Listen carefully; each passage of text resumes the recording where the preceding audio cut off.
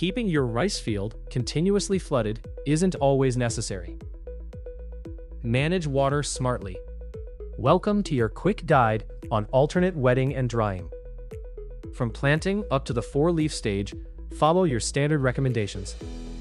Once early tillering begins, establish your floodwater, apply your standard fertilizers and herbicides, and maintain this flood for at least 14 days and ideally 21 days.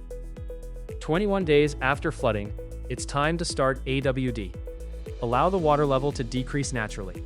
Monitor the water level inside the AWD tube, but remember, never let the soil dry out enough to crack.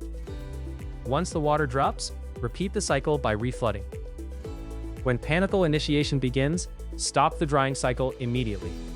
Rice is highly sensitive to water stress right now. Re-establish floodwater and keep it completely stable for at least 5 days after applying nitrogen. Move into the booting stage with caution, continuing AWD only if the soil stays safely moist without cracking. 1 week before flowering, establish a full flood again. Maintain this water level throughout heading, flowering, and grain filling.